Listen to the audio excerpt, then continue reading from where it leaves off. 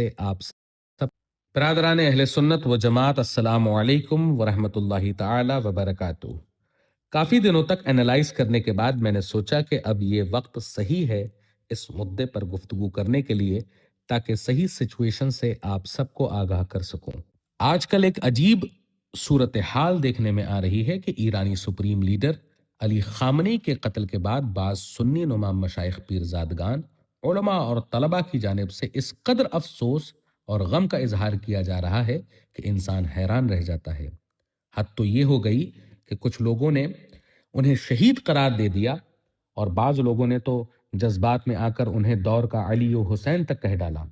کچھ حضرات نے ان کے لیے دعائے مغفرت کی اور کچھ ایسے بھی سامنے آئے جو خود کو یتیم کہنے لگے، گویا ان کا اپنا باپ دنیا سے رخصت ہو گیا ہو۔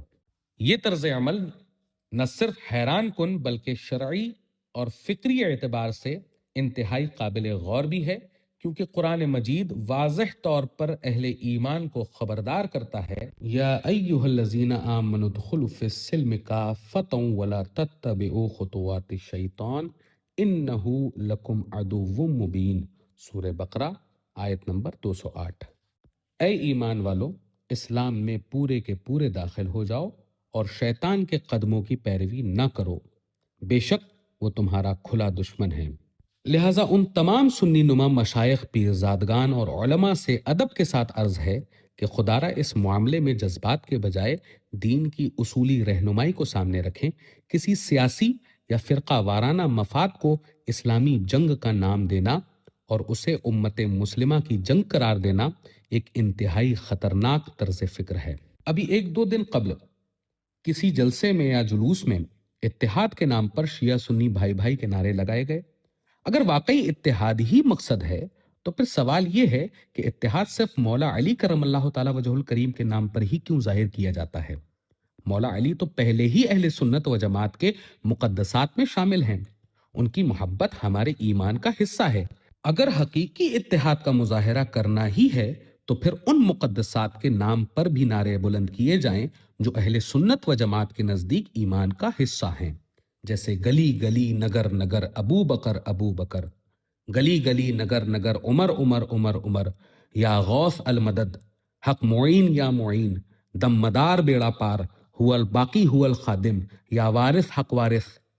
تب معلوم ہوگا کہ اتحاد واقعی برابر کے احترام اور تمام مقدسات کی تعظیم کے ساتھ ہے، نہ کہ صرف ایک مخصوص زاویے سے۔ ابھی کچھ حضرات فوراً ایک گیان دینے کے لیے آ جائیں گے اور دلیل پیش کرنے لگیں گے کہ علی خامنئی نے ایک فتویٰ دیا تھا جس میں شیخین، امہات المؤمنین اور دیگر صحابہ کرام پر تبرہ کو ناجائز قرار دیا گیا تھا۔ مگر یہاں ایک بنیادی سوال پیدا ہوتا ہے کہ شیعہ مذہب کی ایک معتبر ترین اور معروف کتاب الکافی، جس کے بعد کتاب الایمان والکفر باب تقیہ میں لکھا ہوا ہے، التقیۃ دینی و دین آبائی ولا ایمان لمن لا تقیۃ لہ۔ تقیہ میرے اور میرے آبا کا دین ہے اور جس کا تقیہ نہیں اس کا ایمان نہیں۔ اسی کتاب میں ایک اور روایت موجود ہے، التقیۃ ترس المؤمن، ترجمہ جس کا یہ ہوتا ہے تقیہ مومن کی ڈھال ہے۔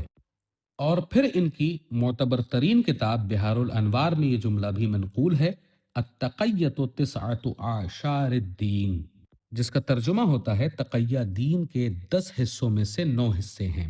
جب خود ان کی کتابوں میں تقیہ کو دین کا بنیادی حصہ بتایا گیا ہے، جس کا مطلب ہے اپنے اصل عقیدے کو وقتی طور پر چھپا لینا،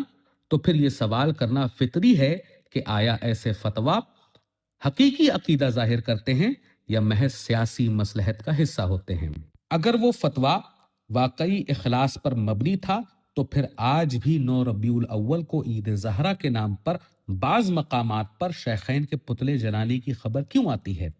کیوں بعض مجالس میں امہات المومنین کی شان میں گستاخانہ کلمات کہے جاتے ہیں؟ کیوں بعض حلقوں میں تبرہ کو عقیدے کا حصہ سمجھا جاتا ہے اور تبرہ کیا بھی جاتا ہے؟ یہ تمام سوالات ایسے ہیں جن کا جواب سنجیدگی سے دیا جانا چاہیے۔ اسی طرح ایک اور پہلو بھی قابل غور ہے کہ آج دنیا میں جو سیاسی کشمکش جاری ہے اسے بعض لوگ فلسطین کی آزادی کی جنگ کے نام سے پیش کرتے ہیں، حالانکہ حقیقت یہ ہے کہ مشرق وسطیٰ کی سیاست میں کروڈ آئل، نیوکلیر پروگرام اور اسٹریٹ آف ہرمز جیسے عوامل بنیادی کردار ادا کرتے ہیں۔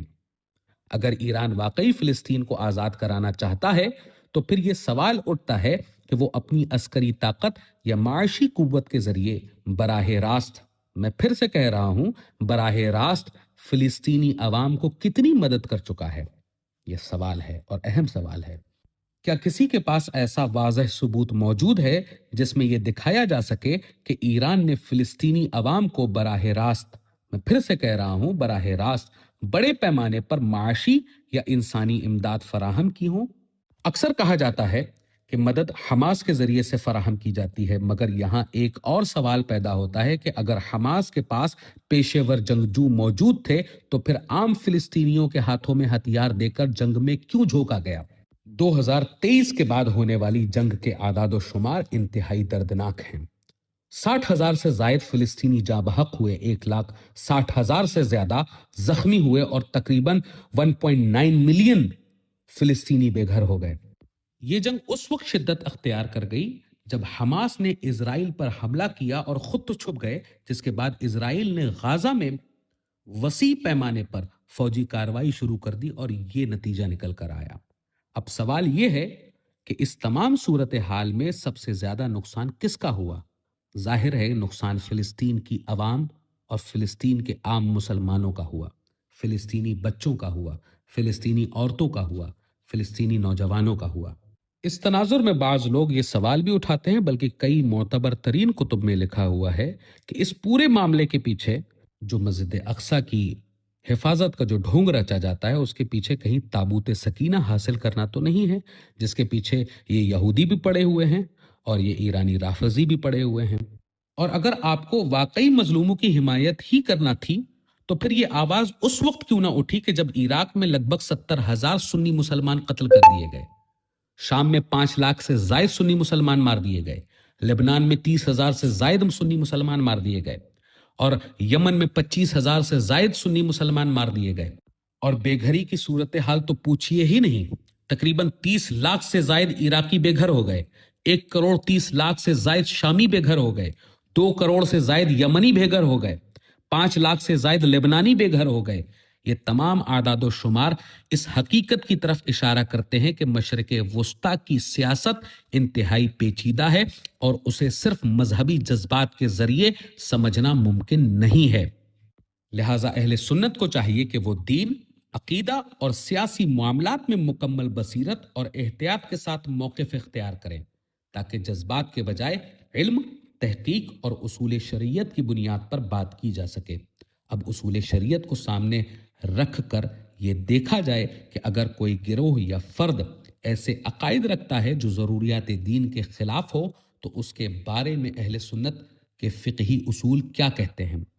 اہل سنت کے نزدیک چند امور ایسے ہیں جن کا انکار یا ان میں گستاخی سری گمراہی بلکہ کفر تک پہنچا دیتی ہے۔ مثلا صحابہ کرام رضی اللہ عنہم کی تکفیر کرنا، امہات المومنین خصوصاً حضرت عائشہ صدیقہ رضی اللہ تعالی عنہا پر الزام لگانا، قرآن مجید کی تحریف کا عقیدہ رکھنا یا حضرت جبریل علیہ السلام پر خیانت کا عقیدہ رکھنا۔ اگر کوئی فرد ان عقائد کا قائل ہو تو اہل سنت کے اصول کے مطابق اس کے بارے میں حکم واضح ہو جاتا ہے۔ اور میں یہاں آپ تمامی حضرات کو اعلیٰ حضرت عظیم البرکت کی کسی کتاب یا قول کا حوالہ نہیں دوں گا، کیونکہ لوگ کہیں گے کہ یہ بریلوی پروپیگنڈا ہے، یہ لوگ سب پر فتویٰ لگا دیتے ہیں۔ تو یہاں پر میں جان بوجھ کر اعلیٰ حضرت عظیم البرکت کی کسی نہ کتاب کا نہ کسی قول کا حوالہ دیتا ہوں، بلکہ میں حوالہ اٹھاتا ہوں ان کا کہ جن کو آپ بھی مان لیں، جیسا کہ حضرت امام ابو منصور عبد القاہر بغدادی نے اپنی معروف کتاب الفرق بین الفرق میں لکھا ہے، الروافض کفر الصحابہ و کفر الامہ، یعنی اس کا ترجمہ ہوتا ہے رافضیوں نے صحابہ اور پوری امت کو کافر کہا ہے۔ اسی طرح امام ملا علی قاری نے اپنی کتاب شرح فقہ الاکبر میں لکھا ہے، من طعن فی الشیخین او کفر الصحابۃ فہو کافر،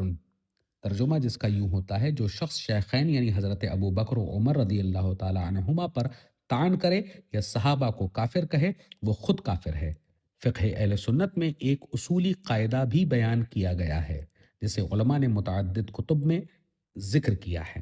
من شک فی کفر کافر فقط کفر، جس کا ترجمہ ہوتا ہے کہ جو شخص ایسے شخص کے کفر میں شک کرے جس کا کفر واضح ہو وہ خود کفر میں پڑ جاتا ہے۔ اس کی وجہ بھی فقہا نے بیان کی ہے، لِأَنَّ مَن لَمْ يُكَفِّرِ الْكَافِرَ فَقَدْ صَدَّقَهُ فِي دِينِهِ، جس کا ترجمہ ہوتا ہے کیونکہ جو کافر کو کافر نہ کہے گویا اس نے اس کے دین کو سچا مان لیا۔ یہ اصول اس بات کی طرف توجہ دلاتا ہے کہ عقیدے کے مسائل میں جذباتی یا سیاسی مصلحتوں کی بنیاد پر موقف اختیار نہیں کیے جا سکتے۔ لہٰذا اگر ایسے کسی شخص کے بارے میں جس کے عقائد اہل سنت کے نزدیک واضح طور پر باطل ہوں لوگ اسے شہید قرار دیں، اس کے درجات کی بلندی کی دعا کریں یا اس کی مغفرت کی دعا کریں تو یہ عمل اہل سنت کے اصولی موقف سے ٹکرا جاتا ہے۔ اسی لیے اہل سنت و جماعت کے علماء ہمیشہ یہ نصیحت کرتے آئے ہیں کہ دین کے بنیادی عقائد میں کسی قسم کی مصلحت یا جذباتی وابستگی کو دخل نہ دیا جائے۔ لہٰذا ضروری ہے کہ ہم دنیاوی سیاست، وقتی جذبات اور ظاہری نعروں کے بجائے اپنے ایمان اور عقیدے کی حفاظت کو مقدم رکھیں اور ہر معاملے میں قرآن و سنت اور ائمہ اہل سنت کے متفقہ اصولوں کی روشنی میں ہی موقف اختیار کریں۔